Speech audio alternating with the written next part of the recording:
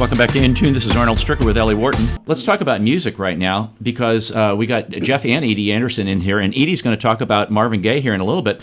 But Jeff and I go way back to high school, and Jeff's a great performer around town, bass player, and also a saxophone player. Jeff, welcome to In Tune. Thanks, Arnold. It's good to see you, man. It's good to see you. Hey, listen, tell everybody about what you're doing around town playing. They probably have heard you. They probably have seen you down at the bistro and around town doing a lot of different things. Talk about what gigs you've been playing. Well, I've been playing in this area since we were in high school. So that's been, 40-something years now?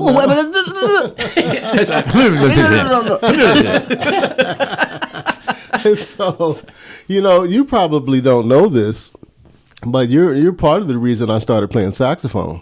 See, because when we were in the big band, you were the lead tenor player, and you graduated. And I had always wanted to play saxophone. I said, well, Arnold's leaving. Maybe I should pick up saxophone. And I think a couple of other saxophone players also graduated that year. So I kind of left a hole there, so I started playing saxophone at that time. Very cool, very cool. Yeah, we were in a combo that went to the National Music Convention in California. You played bass. Right. Steve Nicholson was on drums. That's right. Wiley Price from the St. Louis American was on trombone. Wiley. That's right. I was on sax. Right. David Schechter was on trumpet. And let's see. David Harris, trombone. Trombone, right. And did we have a guitar player? I'm trying to remember. I don't remember. And don't forget, Papa played fiddle. I don't know if you remember Robert Eichler. Bob Eichler, yeah. He played guitar. Yeah. So no, that's great. Yeah, that goes way back. It does. So yeah, I've been playing gigs ever since that time.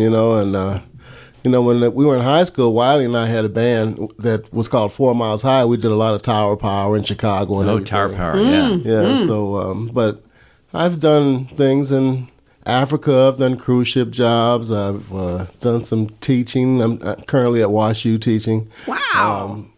I'm getting ready to start a new program. I'm not going to call the school yet, but I'm getting ready to help another school start an instrumental program.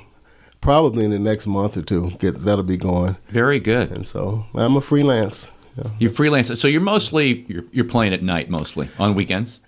Sometimes I play. I do a program at the Sheldon called Jazz Stories. That's in the morning. We play for kids.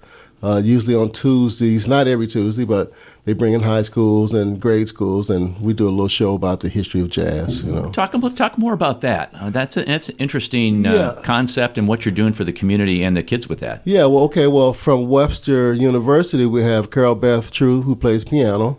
She's in the group. Randy Holmes plays trumpet. Kevin Giannino plays drums. Kim Fuller, she does vocals, and I play the bass. And it's kind of a chronological. We start with ragtime and move up to present. And so we cover, Billie Holiday and all the way up, So what started you on bass, Jeff? I never knew that. It's an interesting story, and it's real simple. My brother says, hey, we're going to start a band. I'm going to play drums, and you're going to play bass. I said, okay. That's how those things usually go, right? Yeah, right. That or we got a bass laying around and we don't have a guitar. Well, actually, we had to clean gutters and rake leaves to earn the money to buy our first instruments. My first bass I bought from Ontario. Remember Ontario? Yeah. Paid $44 for it. Wow. I loved it. Wow. So when did you pick up upright? Not until the 90s, actually. It was around 93, I think. I just got through doing a cruise ship job. My friends kept saying, hey, man, get some wood. They just kept pushing me, and I said, oh, okay, I'll get some wood. And you were like, this is easier to carry around. Yeah, right. Yeah, they didn't have to move it, but so that's when I started playing upright, yeah. This is a baited question here, but I know that different people have preferences. Some like electric, some like upright. I know the upright's probably electrified a little bit, or no? It does. Yeah, it usually has a pickup on it now. Okay. But for different styles, it's going to require a different kind of sound that Absolutely, you want. Yeah. Do you have a preference? If I'm doing R&B, I'm playing electric bass. If I'm doing mostly jazz stuff, it depends on the job, but it'll usually be the upright, yeah. Unless I get really lazy, just easier to grab the electric and run out the door, Yeah, it can fit in the car a lot easier. Yeah. Now, you went to SIU, right? I did. That's where I got my master's from, SIUE. Okay. I got my undergrad at Morris Brown College in Atlanta, Georgia. Oh, wow. Okay. All right. And the degrees are in? Music, MA, Masters of Arts, and my Masters, and Bachelor of Arts from Morris Brown. See, we have these musically oriented folks here. I've got 2 degrees in music, and I'm kind of using it, but not so much. Amazing. I have a bachelor's and a master's in music. I've always wondered about that. And am I supposed to speak? No, you're fine. This is Edie Anderson talking, folks. You can't see her, but we can. No, you can't speak until it's your turn. But I'm always wondering about people in their early life who actually mastered in music. And then all of a sudden, like now, you're not playing music at all. And I'm wondering about that. Is it something that you did just so that you could have something to fall back on? Or, what was it about? Well, for me, it was, I wanted to be a band director since I was in 7th grade. All right. And I got out, got my degree. I started being a band director. I remember after the first year, I called my roommate from college and said, gee, I only got like 29 more years of this. Oh, boy. And I started to progressively lose my hearing in my right ear. Okay. And I was kind of tired of rehearsing, too. It was very wearing. It's kind of repetitive, and you're doing the same kind of thing. And Jeff understands this exactly. I had been going at a high level for a long time, and I started teaching elementary music just to help my ears out.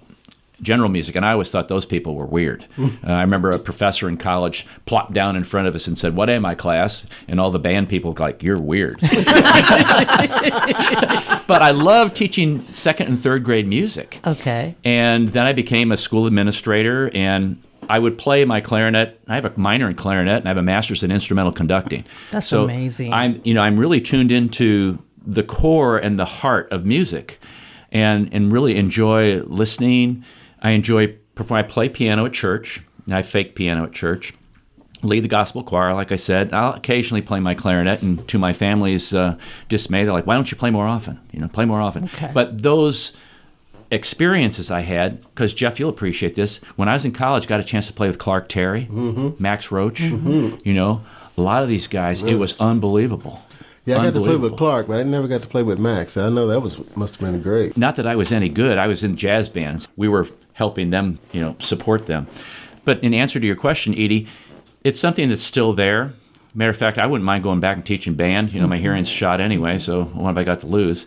And now there's some decent earplugs. Even though I do wear hearing aids, there's some decent earplugs. Didn't have that stuff when we were in high school. The hearing thing kind of deterred you from... It steered me away.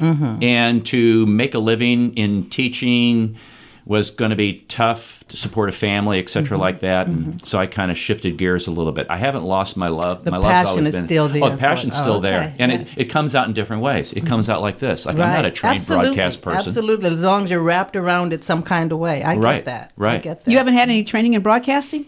I can speak. That's not what you told me when we tried to start this show a long time ago. Hey, I really got her, didn't I, Chris? I guess I need to change that resume around. Now you got the best guest that we have on the show. Yeah, and we have that on tape from you. That's right, exactly. And that is interesting, Edie. I'm glad you asked those questions because a lot of times when we're growing up in school, like here in Webster, I went to Douglas, and so we had Mr. Lathan. I don't know if you knew him, but again, this was a man who was so inspirational in bringing out people that were from the Webster area who went on to become professional musicians.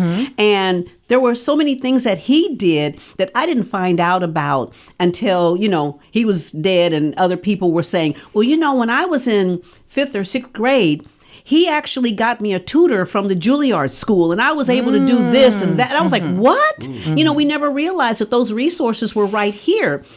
And then, of course, having grandchildren, when Arnold says, 2nd and 3rd graders or 3rd and 4th graders, and I always think about when my kids and my grandkids would be in the band or the orchestra, and we'd have to go for those programs. Those were so brutal because The kids hadn't quite gotten to the point where they knew where the notes were, and it didn't sound very good. But they were cute, right? They were cute, of course. That's why everybody was taking pictures, and Right. all the parents are stumbling over each other Absolutely. and everything. But that's the beginning, isn't it? Absolutely, and it is, and you have to get them at that age, that young age, and to where it's like you can teach them anything, and if it sticks, it sticks. And I'm always excited about people who started in music, and I'm always baffled about people who started really into music and then all of a sudden they're not at all. It's like Jeffrey's brother, Carlton. I don't know what his history was in early He played life. in the jazz band at school and everything too. Okay. Yeah. And then he went on to be an executive with FedEx. Mm-hmm. And now he's getting back into music. And he's good. I mean, he has this beautiful sound on his trumpet. It's amazing. But I thought that was really cool to be able to study music in an early age, go through an entirely different kind of life, and then in his senior life, so to speak, all of a sudden he can go back to that and get in and Right. have a he's in a band, as in two bands, right, honey? Yeah, yes, two bands, yeah. I just thought that's really cool to be able to draw back from Yes. that as well. Music gives you there's a self-discipline there. There's an organizational factor. A lot of musicians make very good executives. They make very good administrators because they have to plan things out. You have to plan your time, your gigs out, all the kind of stuff like that. Now, some are scatterbrained. Yeah. That's for sure. Jeff knows some of those folks. But for the most part, musicians are very well organized, and Yeah. they can think that way. It's just a different part of your brain that you develop. It's different than listening to the radio. What instrument you play? I play the radio. No, you listen to the radio. That's my instrument. So when you play, you're doing a whole nother language. It's like I remember when I became a principal, people were like, "Well, you've never taught reading before." I said, "I've taught people how to play music. I've taught them how to read notes. That's a whole wow. nother language. All right now. So I can teach them how to read." There you go. Absolutely. One snap, snap, snap. Oh, that's two snaps. Okay. But even here, to show you how that music ties in. I don't know if you know Winfield Gaylor. Oh, yeah. Yeah, Hot. Okay. We've worked together. Okay, well, Hot is from right here. Okay. And Hot is actually the one I was telling you that Mr. Lathan, and we were here at Douglas, got him a tutor that was Juilliard trained, so that when we had our grand opening here, guess who I called? I said, Hot, I need you to come and do a little gig for us, here, a little music, little background music.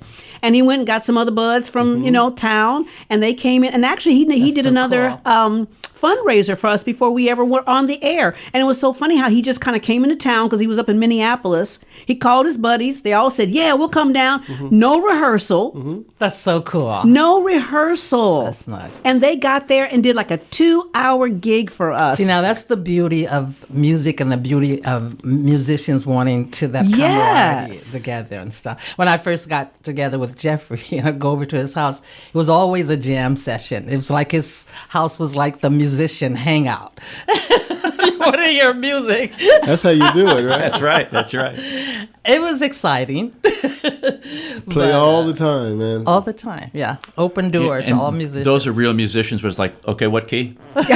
or they don't even ask. They just start. Yeah. Yeah. And you just go. Yeah, Right. And, yeah. it's amazing what can happen once that. It goes back to what you were saying, language. It's a language. Yeah. Yeah. And that was interesting when you said what key. It just resonated with me because I go to a nursing home. I have a nursing home ministry on Saturdays. And so I've got 3 people that are my musicians. I have a lady who plays the keyboard, a guy who plays the trombone, and then a guitarist. And they look at each other. We'll say, well, let's play such and such. And they look at each other.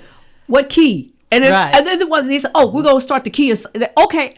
And they all make music together. They do. Wonderful music Yeah, together. they That's do. Beautiful. And Do they know each other, or this just? They know each other just from church. Okay. But they've never played together except for amazing. at the nursing home. That's beautiful. Okay. That's So beautiful. when you said what key, I was like, yeah, they do. They always say that to each other. What key? And then they go into it. And that's the beauty of music. You can go to France, you can go to China, you can go to wherever and go in and play a gig. Right.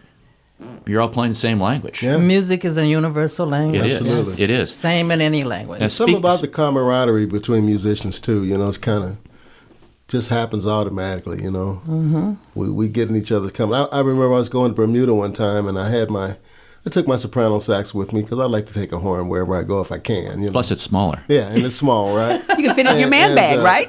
Yeah. And Ziggy Marley was on the plane. Ooh, Ziggy Marley. And so he saw me with my horn, and he said, "Hey," he said, "You going to Bermuda too?" I said, "Yeah." I said, "Well, we're doing a concert there. You should bring your horn down to the gig and play with us." You know? Wow. And I didn't, but Wow. See, now that was an opportunity. when I look back missed. on it, I said, "You know what? I should have found it where he was playing and It's just an went." opportunity You know? Right, missed right. to have to. You could have grab owned those Jamaica by now. Yeah, who knows?